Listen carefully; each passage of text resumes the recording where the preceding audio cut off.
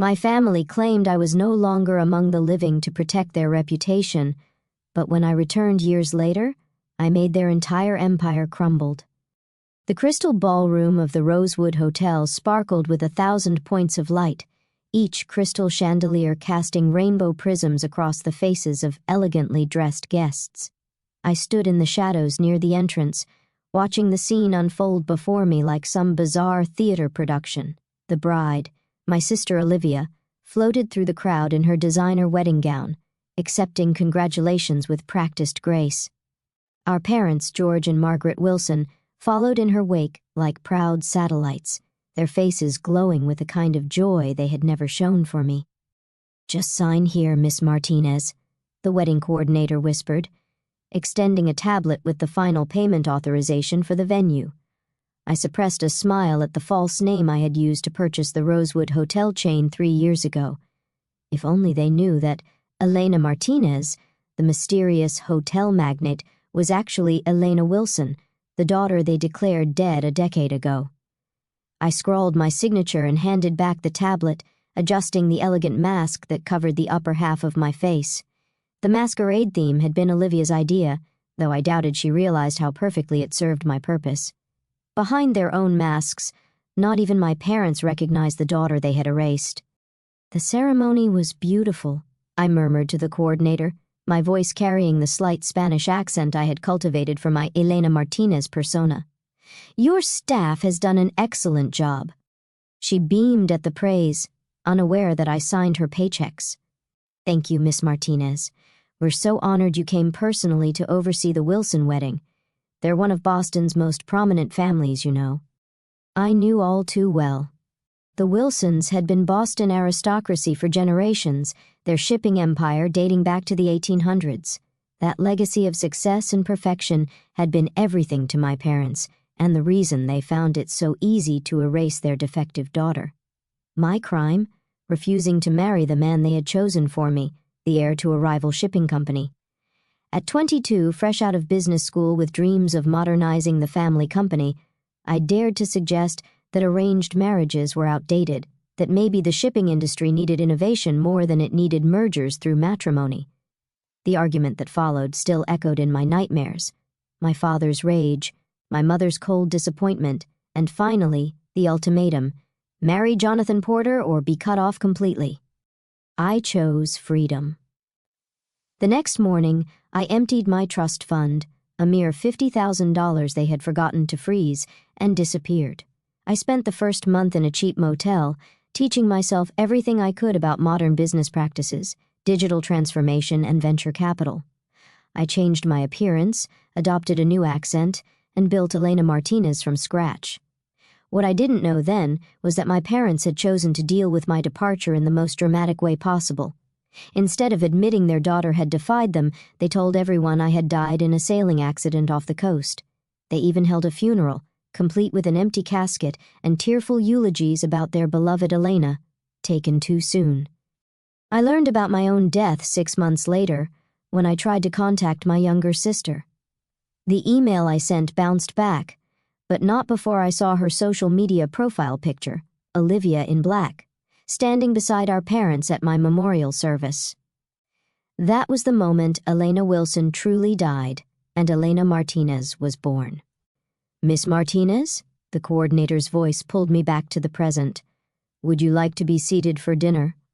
I nodded, following her to a table near the back of the ballroom, close enough to observe everything, far enough to maintain my cover. The irony of paying for my sister's wedding venue and owning the mansion our parents still lived in wasn't lost on me. Over the past decade, I had systematically purchased every property the Wilsons used, every hotel they frequented, and a controlling interest in most of their business partners. They just didn't know it yet. My father's voice suddenly carried across the room, loud enough to reach my table. "Everyone, if I could have your attention, please." The crowd quieted as George Wilson raised his champagne glass. He cut an impressive figure in his tuxedo, silver hair gleaming under the chandeliers. 10 years had added distinguished lines to his face, but hadn't diminished his commanding presence. "Today is a day of joy, celebrating the marriage of my only daughter, Olivia, to the love of her life. Only daughter. The words hit like a physical blow, even after all these years. But it's also a day tinged with bittersweetness, he continued, his voice thick with practiced emotion. I can't help but think of our beloved Elena, Olivia's sister, who left us far too soon. She would have loved to see this day. Beside him, my mother dabbed at her eyes with a monogrammed handkerchief, the perfect, grieving mother still mourning her lost child. If only they knew that lost child was sitting 30 feet away, controlling more wealth and power than the Wilson family had accumulated in 6 generations. A server appeared at my elbow. "More champagne, Miss Martinez?" I accepted the glass, using the moment to collect myself. I hadn't come here for revenge, or at least that's what I told myself. I had built my empire through genuine innovation, transforming struggling businesses into modern powerhouses. The fact that I now controlled most of my family's business interests was just convenient. Such a shame about their older daughter, the elderly woman seated beside me whispered, clearly hoping to share gossip with the mysterious hotel owner. The poor girl died in a sailing accident, they say. She was quite troubled before the end, defying her parents, refusing a brilliant marriage match. Some even whispered she made a vague gesture, done it on purpose. My fingers tightened around the champagne flute.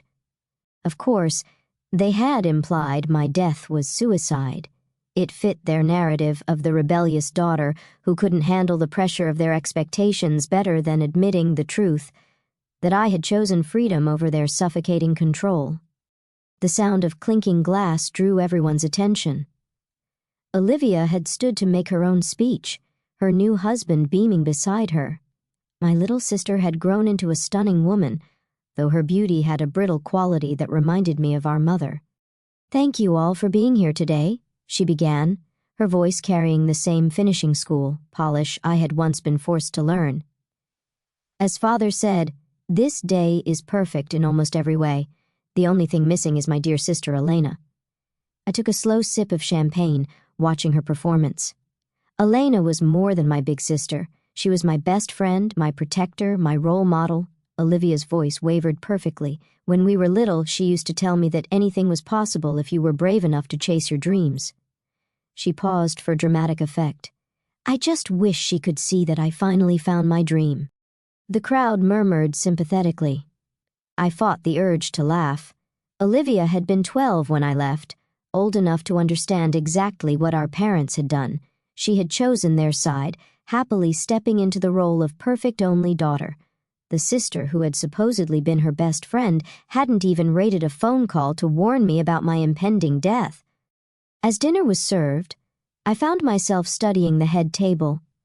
My parents sat there with Olivia and her new husband, along with his equally wealthy family. They looked like something out of a society magazine, perfectly groomed, perfectly poised, perfectly false. 10 years ago, their perfect facade had crushed me. Now I saw them clearly, small people desperately clinging to outdated power, unaware that the world had changed around them. The shipping industry they had dominated for generations was transforming, and they hadn't adapted. Their empire was crumbling, propped up only by the secret investments I had made through shell companies. "Miss Martinez?"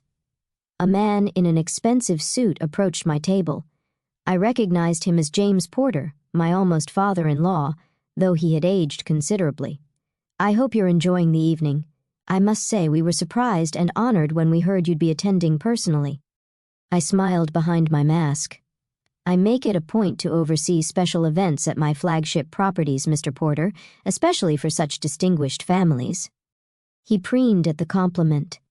"Yes, well, the Wilson importers have been pillars of Boston society for generations, though I must admit, recent years have been challenging." "Oh?" I kept my tone merely polite, though I knew exactly how challenging things had been for both families. My companies had slowly acquired controlling interests in their major shipping routes, modernizing operations and squeezing their profit margins.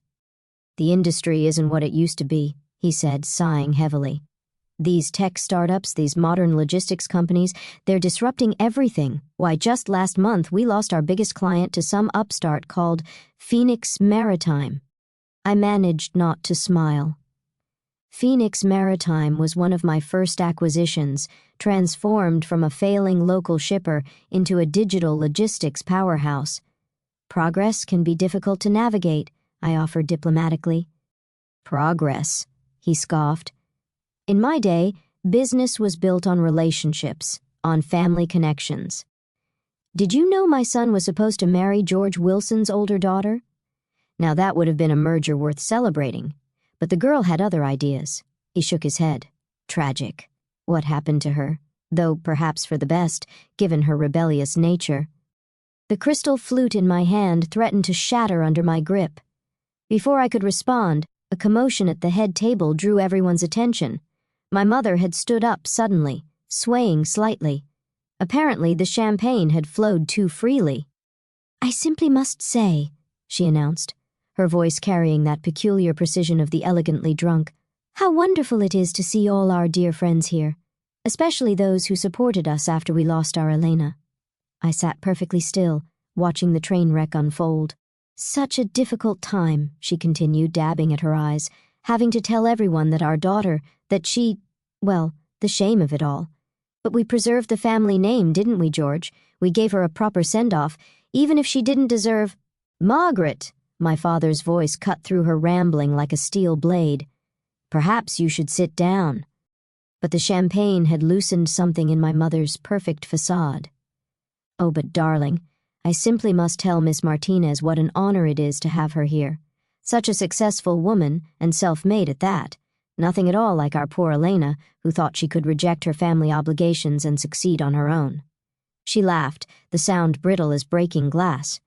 "As if a Wilson could ever survive without family connections. Why, she didn't even make it a month before—" "That's enough." My father stood, his face flushed with anger. "Margaret, you're making a scene." The ballroom had gone silent, hundreds of guests watching my mother's meltdown with horrified fascination. Olivia was hiding her face in her hands, her new husband patting her shoulder awkwardly.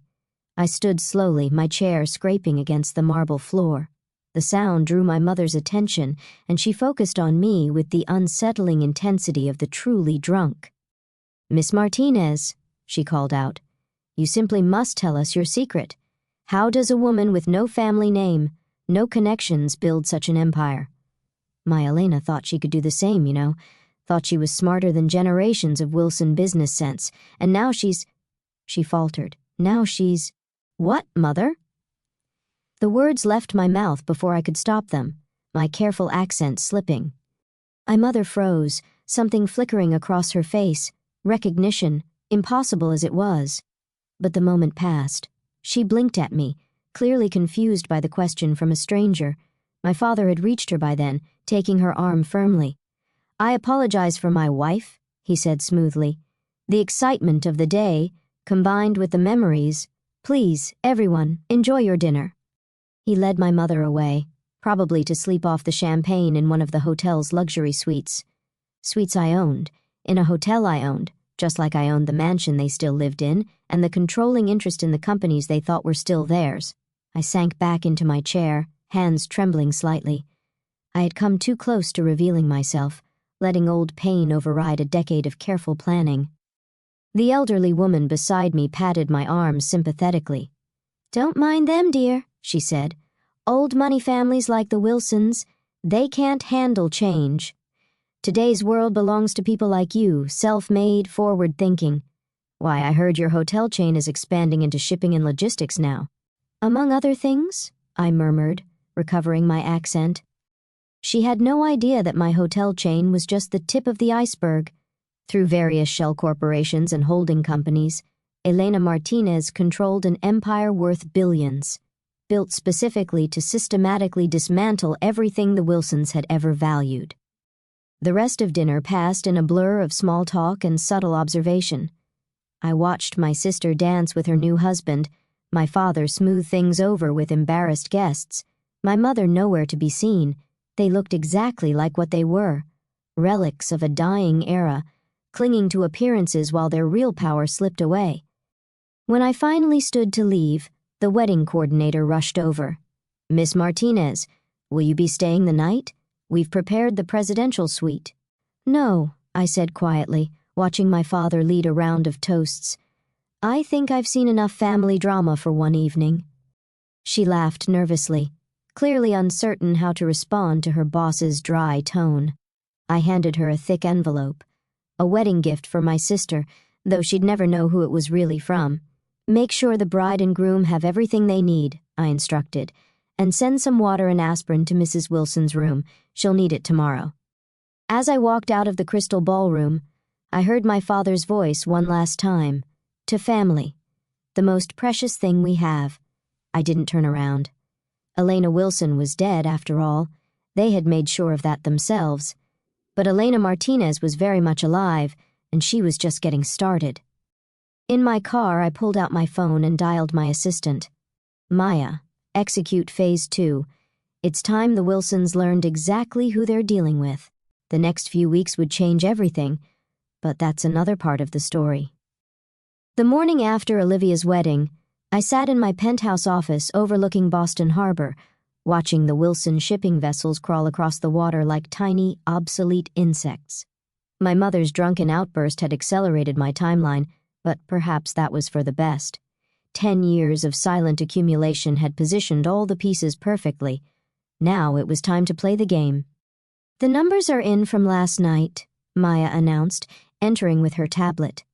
My assistant of 8 years was the only person who knew both Elena Martinez and Elena Wilson. The Wilson-Porter wedding cost them just over $300,000. They put it all on credit. I nodded, unsurprised. "And their current financial position?" "Critical." Maya pulled up detailed spreadsheets. "Wilson Shipping's quarterly losses have hit $12 million. They've mortgaged everything they own, which technically means they've mortgaged everything you own, since you hold all their properties through shell companies.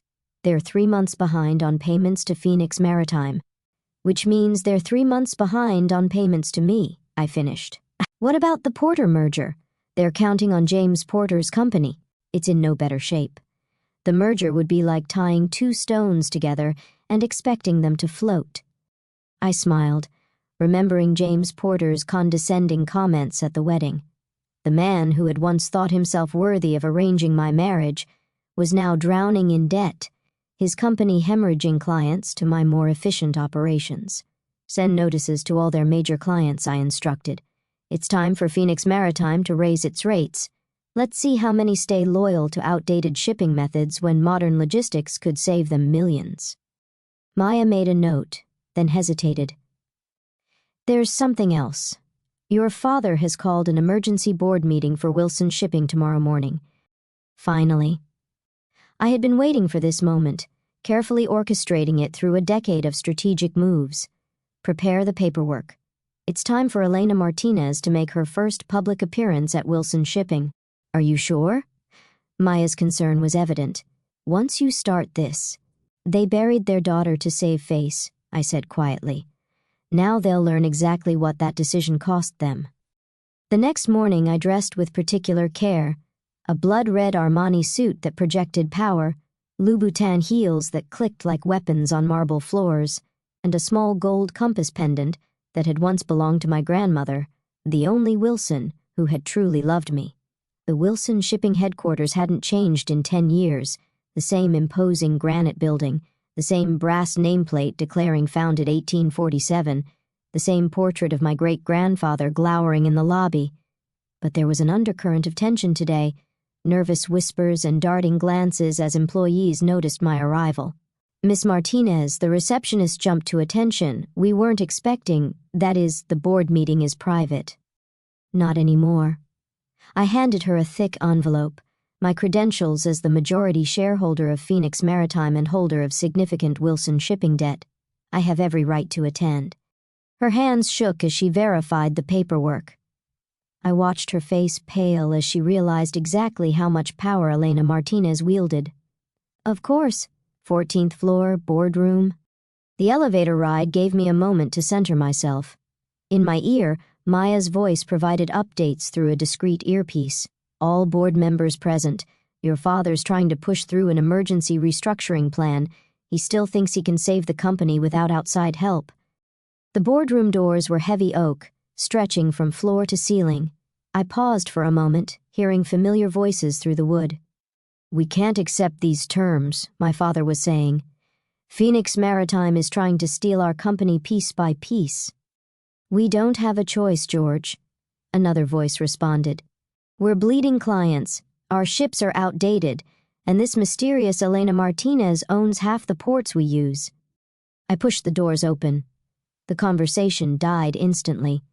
12 men in expensive suits stared at me. Old money, old power, old ideas. At the head of the table, my father stood frozen mid-gesture, his face darkening as he recognized the woman who had attended his daughter's wedding.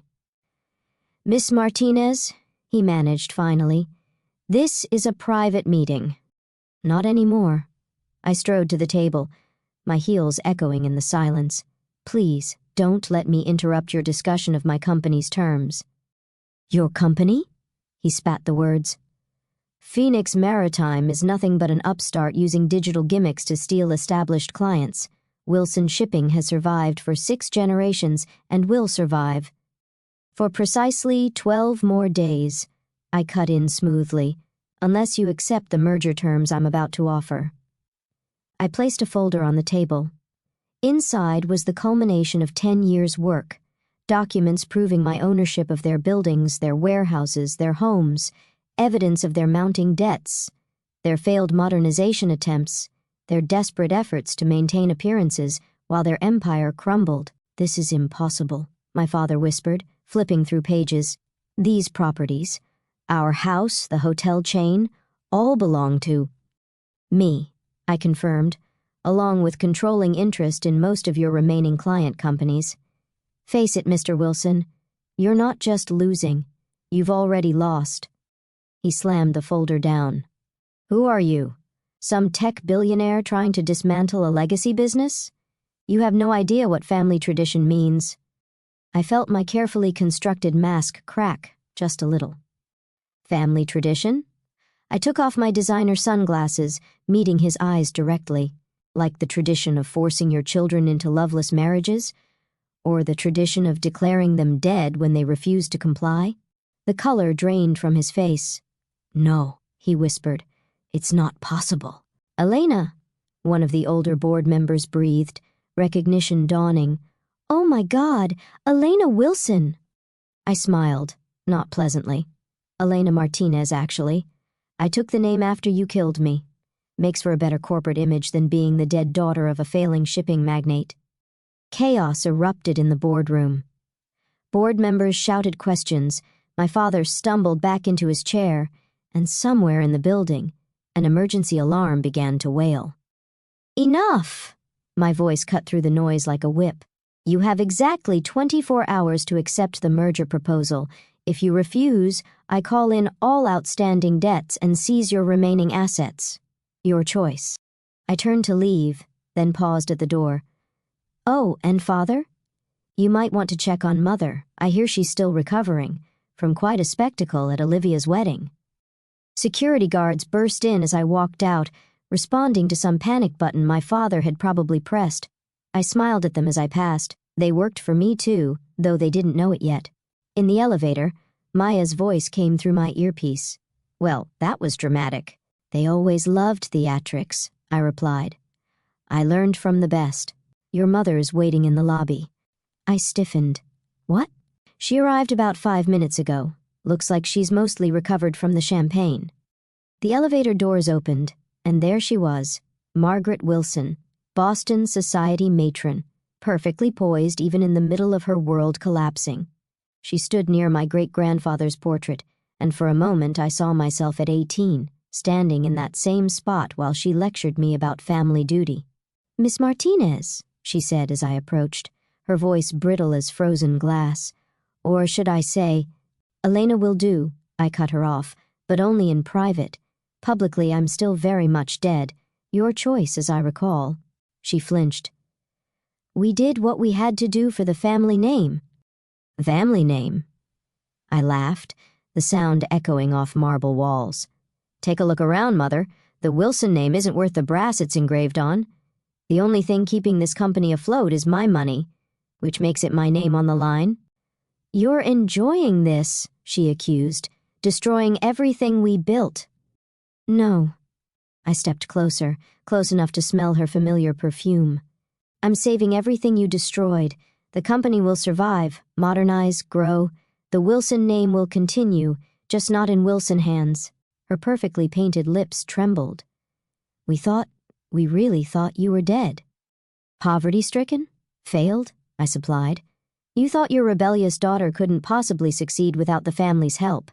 That's why you erased me, because the alternative was admitting you might be wrong. A tear slipped down her cheek, carving a path through expensive foundation. Elena, please, we can fix this.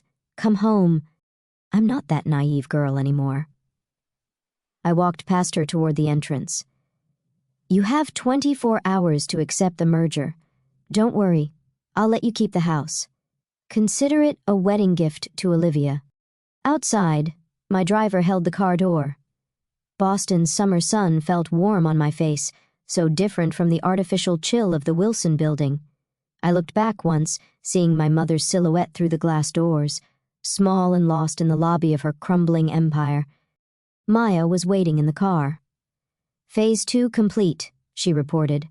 The board is in chaos, our lawyers are standing by, and rumors are already spreading through the financial district. What's our next move? I checked my phone, seeing dozens of missed calls from my father, from board members, from family friends suddenly realizing who Elena Martinez really was. Let them talk, I said. Let them panic. The next 24 hours would determine the fate of everything they had built, and everything I had built to replace it. Now, I said, we wait, and then we show them exactly what the dead daughter can do. The next phase would change everything, but that's another part of the story. The 24 hours I had given the Wilson Shipping Board felt like the longest of my life. I spent them in my penthouse office, watching the sun set and rise again over Boston Harbor while my phone lit up with increasingly desperate messages. From my father, we need to talk. This isn't the way. From various board members, let's discuss terms privately. From family friends, Elena, darling, we never believed. From Olivia, surprisingly, is it really you? I answered none of them.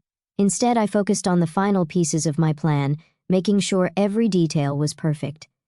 The media had already caught wind of the story.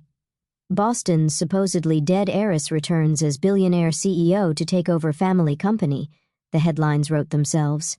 The Wall Street Journal is online, Maya announced, entering with fresh coffee. They want an exclusive. Not yet. I took the coffee, breathing in its familiar comfort. Let them speculate for now. The real story comes after the board's decision. And if they refuse the merger, I smiled, remembering my mother's face in the lobby. They won't. Right on cue, my phone buzzed with a message from the board's secretary. The vote was in, unanimous acceptance of Phoenix Maritime's merger terms. My father hadn't even voted against it. Perhaps he had finally recognized the inevitable. Set up the press conference, I told Maya. 2 hours, main lobby of Wilson Shipping. Tell them Elena Martinez will be making a major announcement. I touched the compass pendant at my neck, thinking of my grandmother. And Elena Wilson, she's done hiding. The lobby was packed by the time I arrived. Reporters jostled for position, cameras flashed, and a crowd of Wilson Shipping employees lined the balconies above. My father stood with the board members on a small stage, looking like he had aged a decade overnight. I made them wait 10 minutes, a small, petty pleasure, but I had earned it. When I finally walked in, the crowd fell silent. I wore Wilson blue today, a power suit that matched the company's logo, with my grandmother's compass catching the light. No more hiding behind sunglasses or Spanish accents. Thank you all for coming, I began, stepping to the podium. My name is Elena Martinez, or as some of you might remember, Elena Wilson. The room erupted. Cameras clicked frantically, reporters shouted questions, and somewhere in the crowd I heard my mother gasp. I held up a hand for silence. 10 years ago, the Wilson family announced my tragic death, a sailing accident off the coast. The truth is somewhat less dramatic. I simply refused an arranged marriage and left to build my own life. My parents, finding this embarrassing, chose to bury an empty casket rather than admit their daughter had defied them. My father stepped forward, face dark with anger, but security, my security, held him back. In the decade since, I continued, I built what they said was impossible. Phoenix Maritime revolutionized shipping logistics, embracing modern technology, while companies like Wilson Shipping clung to outdated methods.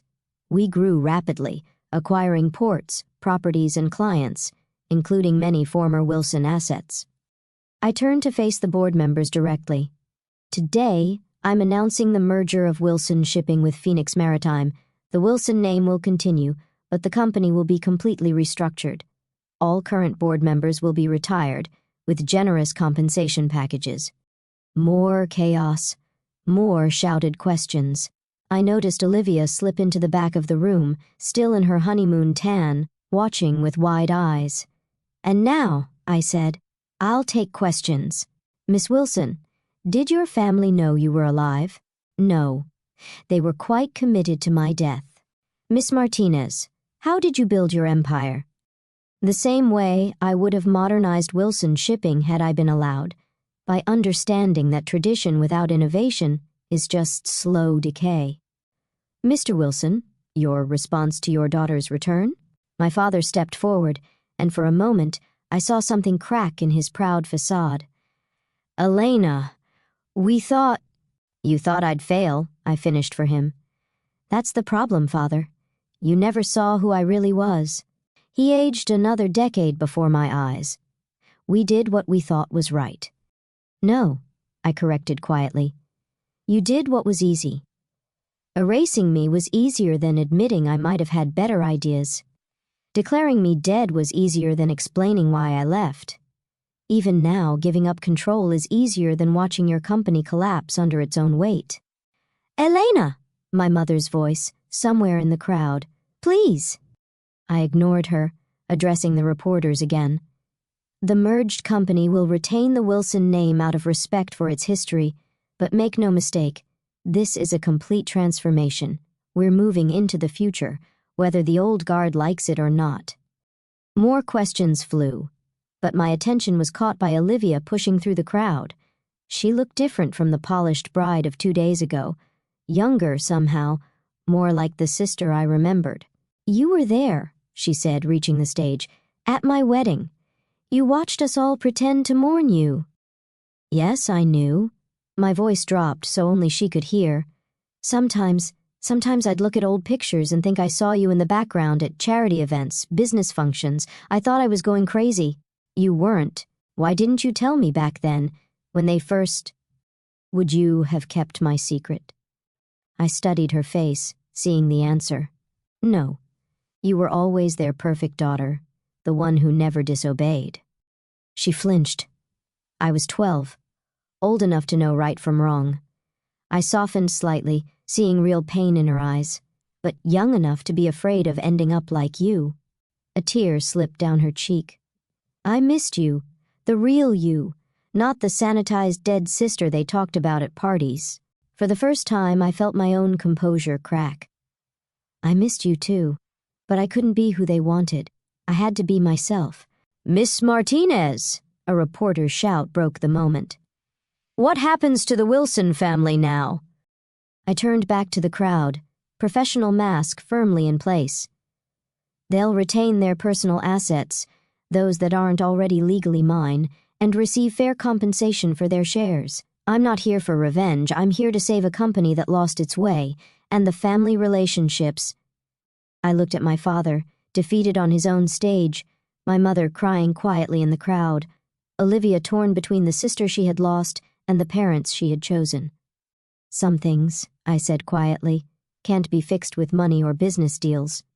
The Wilsons declared their daughter dead rather than accept her choices. That doesn't go away just because she came back successful. The press conference wound down after that. Reporters got their sound bites, photographers got their shots of the prodigal daughter triumphant, and gradually the crowd dispersed. I stayed on stage, watching my parents huddle with their lawyers while Olivia hovered uncertainly between us. Maya appeared at my elbow. The papers are ready to sign. Private conference room. I nodded, Give me a minute." When the lobby was almost empty, I walked to where my parents stood. Up close, they looked old and tired, nothing like the towering figures of my childhood. "The lawyers will explain everything," I said professionally. "You'll be comfortable. The house is yours for life, the vacation properties too. I'm not interested in leaving you destitute, just powerless." My father's voice was bitter. "Like you were left." I smiled without warmth. "The difference is, I'm giving you a choice. Sign the papers, accept a comfortable retirement, maybe even try to rebuild something resembling a real family relationship. Or fight me, lose everything, and prove that pride really is more important than blood." My mother reached for my hand. I let her take it, feeling her expensive rings press into my palm. "We thought we were protecting you," she whispered. "The business world, it's so hard for women." I pulled away. "I know exactly how hard it is. I succeeded not because of the Wilson name, but because you forced me to fight without it." Olivia stepped forward. "Elena, what about me?" "You're my sister," I said simply.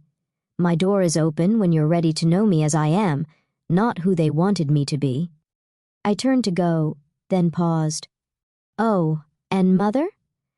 The next time you're drunk at a party in my hotel, try not to brag about how you erased your daughter. It's bad for both our reputations." The paperwork took less than an hour. Signatures were scratched, hands were shaken, and just like that, Wilson Shipping belonged to the daughter they had buried. The company would keep its name, but nothing else. New board, new methods, new future. Later that night, I stood in my office, watching the Wilson ships in the harbor. Soon, they would be repainted with the Phoenix Maritime logo, upgraded with modern technology, integrated into my larger transportation network. The Wilson legacy would live on, just not in the way my parents had imagined. Maya brought a bottle of champagne to the merger. "To the truth," I corrected, taking a glass. "Sometimes it takes a death to bring it to life." "Your sister's been calling," she said carefully, "and your grandmother's compass." I touched the pendant. Grandma knew. She left me this compass the day before I disappeared. Said sometimes the right path isn't the easy one. Smart woman. She would have loved seeing this. I sipped the champagne, remembering. She always said the Wilson pride would sink us faster than any storm. My phone buzzed.